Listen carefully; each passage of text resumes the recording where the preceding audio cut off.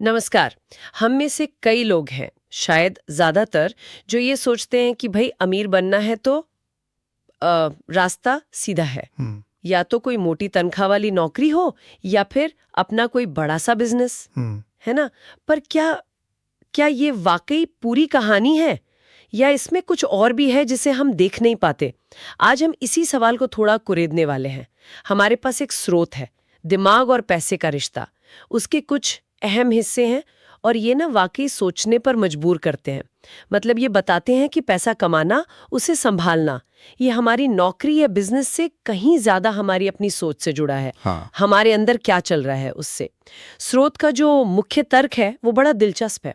वो कहता है कि आपकी आर्थिक सफलता सिर्फ इस पर नहीं टिकी कि आप कितने घंटे काम कर रहे हैं, नहीं। बल्कि आपकी सोच, आपकी आदतें, आप मौकों को कैसे देखते हैं, ये सब ज्यादा मायने रखता है। तो चलिए आज इसी की परतें खोलते हैं, देखते हैं ये स्रोत क्या कहता है। आज हम इसी पर गहराई से बात करेंगे। पैसों को लेकर हमारे दिमाग में क्या बैठा है, कौन सी आदतें हैं जो हमें बनाती हैं या बिगाड़ती हैं, और पैसा सिर्फ उड़ाने के लिए नहीं, उसे बढ़ाने का तरीका क्या है, खासकर इस स्रोत के नजरिए से।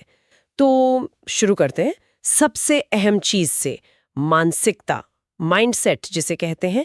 स्रोत कहता है कि आपकी सोच आपकी कमाई से ज्यादा ताकतवर हो सकती है। सुनने में थोड़ा अजीब लगता है ना, हाँ, बिल्कुल। कि भाई ज्यादा कमाने वाला ही तो ज्यादा अमीर होगा। पर स्रोत दो तरह की सोच की बात करता है। एक तो है कमी की सोच, मतलब स्कैर्सिटी माइंडसेट, जिसमें हमेशा डर रहता है कि पैसा कम है, खत्म हो जाएगा। और दूसरी है समृद्धि की सोच, अबंडेंस माइंडसेट, जहां इंसान मौकों को देखता है, उसे लगता है रास्ते हैं। क्या कहेंगे इस पर? हाँ, ये मानसिकता वाला पॉइंट काफी गहरा है। और दिलचस्प बात यह है, जैसा आपने कहा, कि स्रोत इसे सिर्फ फलसफा नहीं मानता, ये प्रैक्टिकल बात है। सोचिए, एक व्यक्ति है, आमदनी बहुत अच्छी है, लेकिन दिमाग में वो डर बैठा है, पैसा चला गया तो, कुछ बुरा हो गया तो। स्रोत के मुताबिक ये डर उसे उसे एक तरह से रोक देता है। वो शायद अच्छे निवेश के मौकों से डर जाएगा, सोचेगा पैसा डूब न जाए। हो सकता है वो पैसे को बस बैंक में रखे रहे, जहां महंगाई उसे धीरे धीरे कम करती रहती है। नतीजा, अच्छी कमाई है पर शायद संपत्ति उतनी नहीं बढ़ रही है, या वो एक तनाव में जी रहा है। सही बात है। दूसरी तरफ स्रोत एक ऐसे व्यक्ति की बात करता है जिसके पास शायद शुरू में पैसा कम हो, पर सोच समृद्धि वाली है। वो मुश्किलों में भी अवसर खोजता है, सीखने को तैयार रहता है, छोटे छोटे कदम लेता है। अच्छा। स्रोत के हिसाब से ऐसा इंसान शायद अपनी कमाई का छोटा हिस्सा भी लगातार कहीं लगाएगा, निवेश करेगा, नई चीजें सीखेगा, जिससे कमाई बढ़े, और धीरे धीरे वो संपत्ति बना लेगा। तो स्रोत का ये कहना कि आपका दिमाग ही पैसों का भविष्य तय करता है, इसमें काफी वजन है। ये दिमाग ही है जो दरवाजे खोलता है या बंद कर देता है। ये तो वाकई सोचने वाली बात है कि हमारी अंदर की सोच असल में बैंक बैलेंस पर असर डाल सकती है। अच्छा, मानसिकता के बाद स्रोत पैसों से जुड़े हमारे विश्वासों पर भी जोर देता है, हमारी बिलीव्स। और इसमें कुछ आम लेकिन नुकसानदेह विचारों का जिक्र है, जैसे पैसा सारी बुराई की जड़ है, हाँ, सुना है ये तो। या ज्यादा पैसा मतलब लालच, या फिर वो वाली बात कि अमीर लोग तो पक्का बेईमान होते हैं। स्रोत कहता है ये सिर्फ कहावतें नहीं हैं, ये दिमाग में गहरे बैठ सकती हैं और अनजाने में हमें रोक सकती हैं। ये कैसे होता है? बिल्कुल। अगर हम इसे इसे बड़ी तस्वीर में देखें, तो ये विश्वास हमारे अवचेतन मन का हिस्सा बन जाते हैं, सबकॉन्शियस माइंड। हम्म। स्रोत इसे ऐसे समझाता है, मान लीजिए बचपन से सुना कि पैसे वाले लोग अच्छे नहीं होते। हम्म। अब आप बड़े हुए, मेहनत कर रहे हैं, पर जैसे ही आप थोड़ा ज्यादा कमाने लगते हैं या कोई बड़ा आर्थिक मौका आता है, आपके अंदर एक एक अजीब सी बेचैनी होती है। हाँ। आप शायद उस मौके को जाने दें या कोई ऐसा फैसला लें जिससे नुकसान हो जाए। क्यों? क्योंकि आपके अंदर वो समीकरण बैठा है, ज्यादा पैसा इज इक्वल टू बुरा होना। बाप रे। और स्रोत ये भी कहता है कि हमें खुद पता भी नहीं चलता। हम सोचते हैं हम तो लॉजिकल फैसले ले रहे हैं, हाँ। पर असल में वो अंदरूनी विश्वास हमें पीछे खींच रहा है। जैसे? कोई है जो अपनी सर्विस या हुनर की सही कीमत मांगने से कतराता है, सोचता है ज्यादा मांगना ठीक नहीं, हाँ, होता है ऐसा। जबकि बाजार में उसकी कीमत ज्यादा हो सकती है। हाँ। ये झिझक कहाँ से आ रही है? हाँ। शायद उसी विश्वास से कि पैसा मांगना कुछ कुछ गलत है। हाँ। तो जैसा स्रोत कहता है, हमारा दिमाग ही हमारे लिए सबसे बड़ी रुकावट बन जाता है। हाँ। अदृश्य दीवारें जो हम खुद बनाते हैं। ओ, इसका मतलब ये हुआ कि हमें सिर्फ बाहर ही नहीं, अपने अंदर भी झांकना होगा, समझना होगा कि पैसे को लेकर क्या छिपा बैठा है दिमाग में। क्या स्रोत ये बताता है कि इन छिपे हुए विश्वासों को पहचाने कैसे? कोई तरीका? स्रोत सीधे तौर पर कोई एक जादुई तरीका तो नहीं बताता, लेकिन इशारा करता है कि हमें अपने पैसों से जुड़े व्यवहार और भावनाओं पर ध्यान देना चाहिए। जब पैसे का कोई फैसला लेना हो तो कैसा महसूस होता है? डर लगता है, गिल्ट होता है कि हम मौकों को टाल देते हैं। अच्छा। स्रोत कहता है कि अपनी भावनाओं को, अपने पैटर्न को देखकर हम अंदाजा लगा सकते हैं कि कहीं कोई नेगेटिव विश्वास तो काम नहीं कर रहा। ये एक तरह की सेल्फ अवेयरनेस की प्रक्रिया है, इसमें समय लगता है। ठीक है, तो आत्म जागरूकता, सेल्फ अवेयरनेस एक कुंजी है। अब आते हैं रोजमर्रा की बातों पर। पैसों की आदतें, मनी हैबिट्स। भाई, मानसिकता और विश्वास तो नींव हो गए, पर इमारत तो रोज की ईंटों से बनेगी ना। सही कहा। स्रोत इस पर काफी जोर देता है कि छोटी छोटी आदतें मिलकर बहुत बड़ा फर्क ला सकती हैं। जैसे अपने खर्चों का हिसाब रखना, एक बजट बनाना, नियमित रूप से बचत करना। ये बातें तो सुनते रहते हैं हम, पर स्रोत इन्हें इतना जरूरी क्यों मानता है? हाँ, ये बातें आम लग सकती हैं, पर स्रोत इनकी ताकत को हाईलाइट करता है। वो कहता है, ये आदतें सिर्फ पैसे बचाने के लिए नहीं हैं, इनसे अनुशासन आता है, कंट्रोल आता है।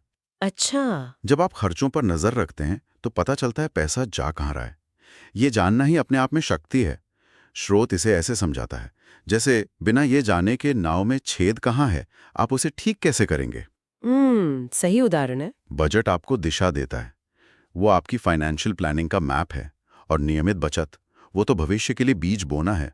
आपने कहा कि स्रोत कहता है ये आदतें करोड़ों का फर्क बना सकती हैं। ये सुनने में थोड़ा ज्यादा नहीं लगता?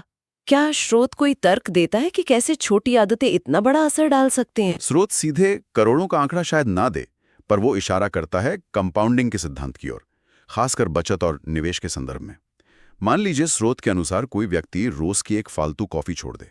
वो पैसा, मान ले 100 रुपये रोज, बचाता है और उसे कहीं साधारण सी जगह निवेश करता है, जहां उसे सालाना 8-10% रिटर्न मिल जाए। ठीक है। शुरुआत में ये रकम बहुत छोटी लगेगी, लेकिन 20 साल में, 30 साल में कंपाउंडिंग की वजह से ये छोटी सी रोज की बचत एक बहुत बड़ी रकम बन सकती है। स्रोत का करोड़ों का फर्क वाला आइडिया शायद इसी लंबे समय के असर को दिखाता है। समझ गए। ये आदतें इसलिए शक्तिशाली हैं क्योंकि ये लगातार होती हैं, बिना चुके, लंबे समय तक। ये मैराथन है, 100 मीटर की दौड़ नहीं। और यहीं पर अनुशासन और धैर्य काम आते हैं, जो फिर से हमारी मानसिकता से जुड़ जाते हैं। बिल्कुल। तो ये आदतें सिर्फ हिसाब किताब नहीं, बल्कि अनुशासन और निरंतरता का खेल है। और यहीं से हम शायद अगले कदम पर आते हैं, जो स्रोत बताता है पैसे को सिर्फ बचाना नहीं, बल्कि उसे बढ़ाना, ग्रोइंग मनी। स्रोत कहता है कि पैसे को खर्च करने के बजाय उसे एक कर्मचारी की तरह काम पर लगाना चाहिए, यानी निवेश करना। इसमें किन मुख्य बातों का ध्यान रखने को कहा गया है? बिल्कुल, स्रोत निवेश को आर्थिक स्वतंत्रता की सीढ़ी मानता है। वो साफ कहता है कि सिर्फ बचत करने से आप महंगाई को मात नहीं दे सकते या सही मायने में संपत्ति नहीं बना सकते। पैसे को काम पर लगाना जरूरी है, पर कैसे? स्रोत कुछ मुख्य सिद्धांतों पर जोर देता है। पहला, सही जगह निवेश करना, मतलब रिसर्च करना, समझना कि पैसा कहाँ लगा रहे हैं, स्टॉक मार्केट हो, रियल एस्टेट हो या कुछ और। आंख बंद करके भीड़ के पीछे भागने से स्रोत मना करता है। दूसरा महत्वपूर्ण पॉइंट है रिस्क, जोखिम, उसे समझना और मैनेज करना।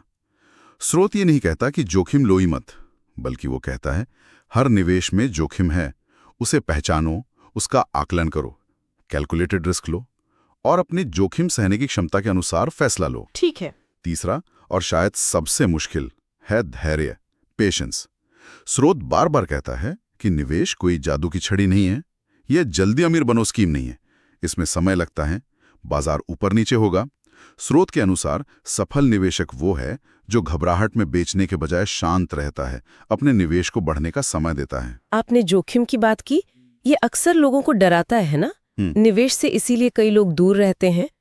क्या स्रोत बताता है कि कोई आम व्यक्ति जिसे शायद निवेश की ज्यादा समझ ना हो, वो जोखिम का आकलन करना कैसे सीख सकता है? हाँ, स्रोत इस पर प्रैक्टिकल सलाह देता है। वो कहता है शुरुआत होती है ज्ञान हासिल करने से, जानकारी बढ़ाने से। किताबें पढ़ें, भरोसेमंद स्रोतों से सीखें या किसी अच्छे वित्तीय सलाहकार से मिलें। ठीक है। दूसरी बात, स्रोत कहता है धीरे धीरे शुरुआत करो, स्लो स्टार्ट। अपनी सारी जमा पूंजी एक साथ किसी जोखिम वाली चीज में मत लगा दो।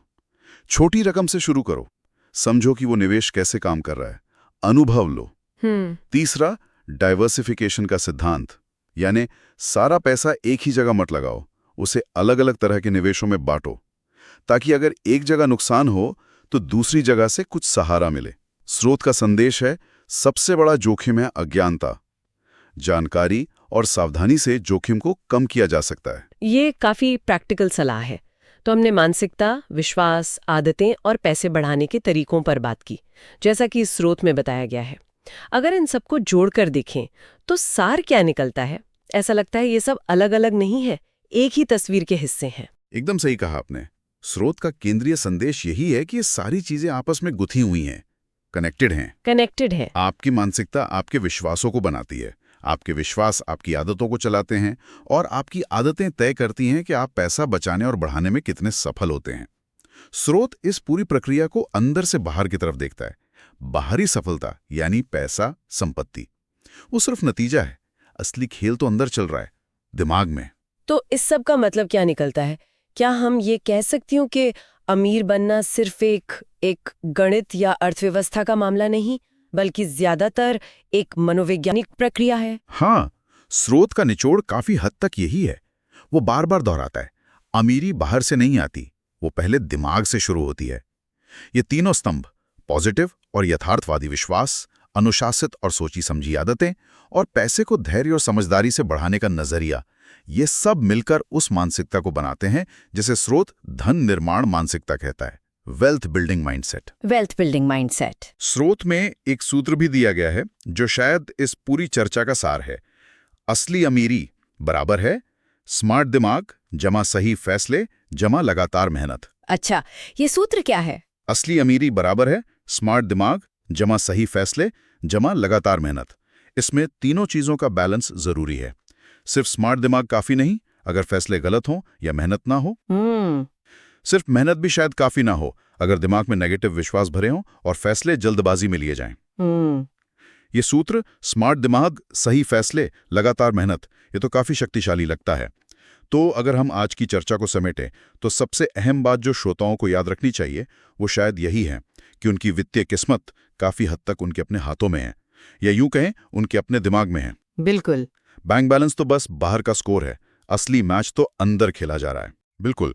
और इसी सोच पर श्रोताओं के लिए एक विचार छोड़कर जाते हैं जो इसी स्रोत से जुड़ा है। अगर हम ये मानते हैं कि हमारी सोच, हमारे विश्वास, हमारी आर्थिक हकीकत पर इतना गहरा असर डालते हैं, तो सवाल ये उठता है कि हम अपनी अभी की सोच और विश्वासों को ईमानदारी से परखने और उन्हें बेहतर बनाने के लिए पहला छोटा लेकिन ठोस कदम क्या उठा सकते हैं। सोचने वाली बात है। क्या ये अपनी रोज की पैसों से जुड़ी किसी एक आदत को बदलना हो सकता है, या शायद उन संदेशों पर सवाल उठाना जो हमें बचपन से पैसे के बारे में मिले हैं। इस पर सोचना शायद हमें अपनी वित्तीय यात्रा को एक नई, ज्यादा सकारात्मक दिशा देने में मदद कर सकता है। बहुत खूब। ये सोचने के लिए एक बेहतरीन बिंदु है। तो ये थी हमारी आज की गहरी पड़ताल दिमाग और पैसे का रिश्ता से मिले विचारों के इर्द गिर्द। उम्मीद है इस बातचीत ने कुछ नए दरवाजे खोले होंगे और सोचने के लिए कुछ नया दिया होगा। धन्यवाद।